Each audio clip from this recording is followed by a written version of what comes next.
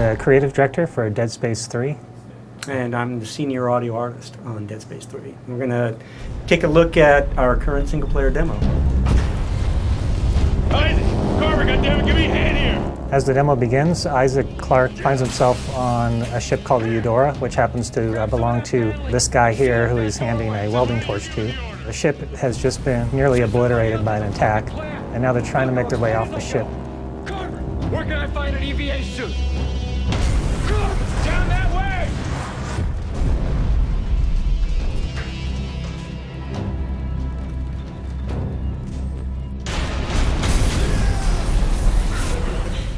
This is a scene I love for audio because there's so much going on, and yet we've still found a way to use subtlety in the scene, even amidst all of the choking, the explosions, and the bombast.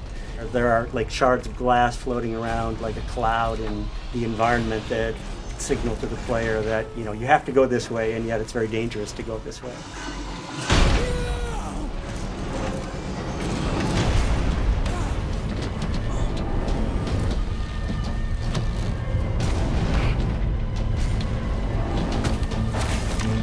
In this part, Isaac desperately is trying to get his spacesuit on in time. The clock is counting down and the ship is on fire. It's about to blow up.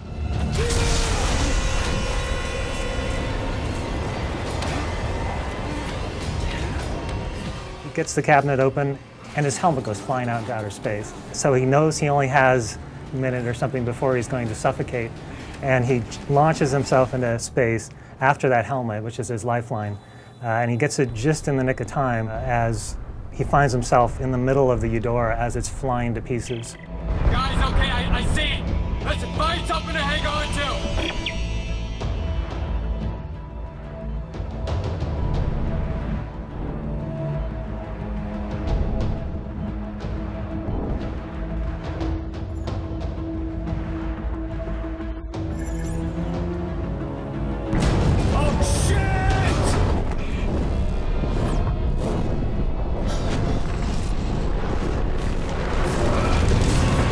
In this section, Isaac is flung out of the exploding Eudora spaceship, and he finds himself hurtling, 100 miles an hour through space as pieces of this ancient flotilla are whizzing by him. And what this did is it gave us a really excellent opportunity for introducing the next setting for Isaac in the game, which is this derelict flotilla lost a long time ago in outer space. You've got Isaac, this little insignificant guy, flying through massive pieces of ship that are just tumbling left and right. We wanted to create an intense feeling of chaos for the player, so they just can almost not comprehend how much stuff is going on around them. And they're freaking out about which way they have to go, left or right, and as they're going, they're just seeing pieces of ancient history tumbling by. And very much so is kind of like the evolution of the Halo jump that we did in Dead Space 2 as well. I mean, sonically and gameplay-wise, there's so much going on.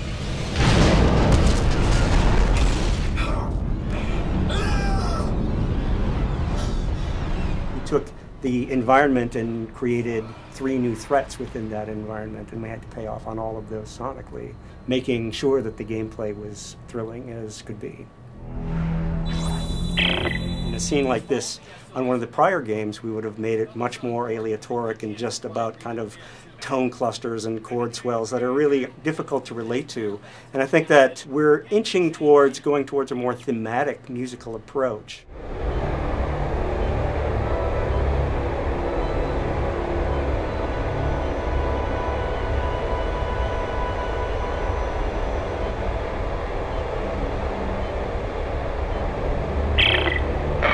Looks like the power's out everywhere. There's no way to activate the cargo doors. What about that door? It's got a manual crank. No, that's right. I'll see if I can get inside. In this section, Isaac is separated from the rest of his crew. He's run out of options. He had previously just been flying through space, and now the only thing left for him is to go into this derelict ship. It's his only hope of oxygen and some parts that he can scavenge and upgrade his equipment and somehow survive this event that's happened to him. Looks like I'm the first person to come through here in a long time. There's residual air. Tastes like dirt. Sonically, I think it's really unique in all of Dead Space because it's like one of the most quiet environments we've ever created. So it really amplifies that sense of Isaac's being alone and being separated from his crew and going deeper into finding out what happened here.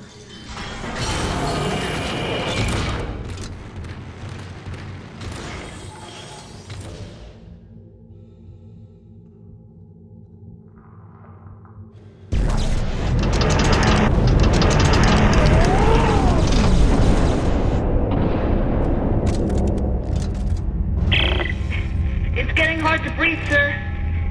How much longer? We're working as fast as we can. I don't know, Mark's really pale, sir. I can't stop the bleeding. Hey, Isaac, okay, meet me at the door. I can let you in from this side. Right there, now get in here. Give me a hand. Aye, aye, Captain. Hey, don't get cute.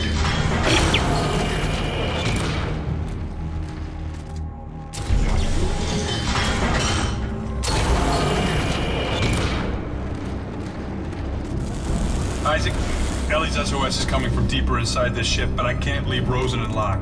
Send me the coordinates. I'll go check it out. Here you go. Hey, don't stray too far. That's an order.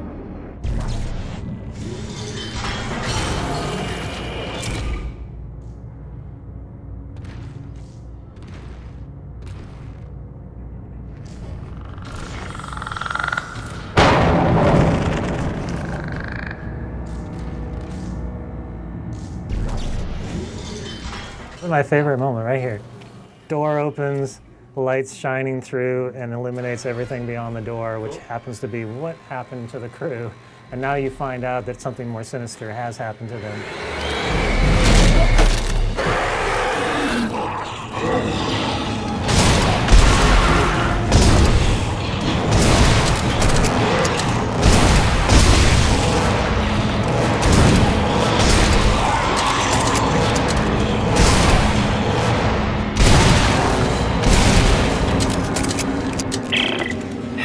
Holy shit! What is it? What's going on? I just got jumped by what's left of the crew. What? No one could have survived out here for that long. They didn't survive. They got turned into those things. What? Okay, what do we do? You keep your weapon ready, and you stay the hell away from the ventilation ducts. If they get close, shoot for the limbs. You got that? I said you got that! Yeah, okay. One thing that I think is really interesting about the necromorphs this time out is that they've been made out of these 200-year-old mummified corpses. So as you're going through the ship, you find these kind of crusty, crackling, strange aberrations that have been turned into necromorphs from a long, long time ago. It's just a really interesting way to see what the necromorph infection would do to a mummy.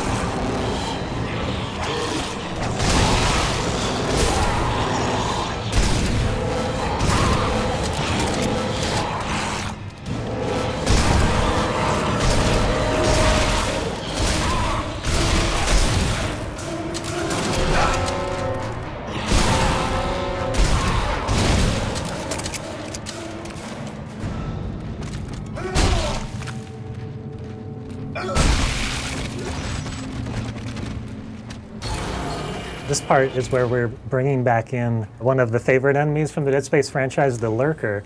But in Dead Space 3, it was important to reimagine them into something different. So what we did is we made it based off of a dog rather than a child, what the original one was. And the reasoning behind that is that this government whose flotilla that you're exploring, they just so happen to have needed dogs as part of the effort to find things on the planet that they were looking for. Similar to what you would do with earthquake victims, where you'd have dogs that would go out and search for things because they get a scent. These dogs just happen to have been turned into necromorphs, and now we get to see what happens when an animal gets turned into something necromorphic rather than a human.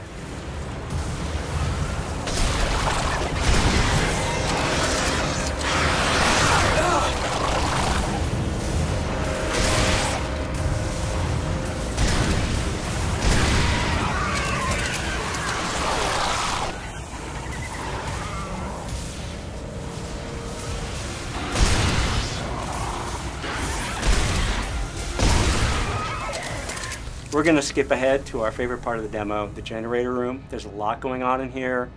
It's a big spectacle. Let us know what you think.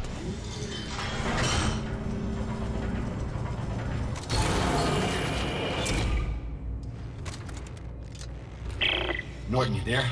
Yeah, I'm here. All right, I think that's holding them for now. Good. The SOS is coming from directly above me. And it looks like I found the ship's primary generator. If I can get power going, it should unlock the crossover for you. All right, what about you? There's an elevator here that goes straight up the spire. I'll meet you at Ellie's coordinates.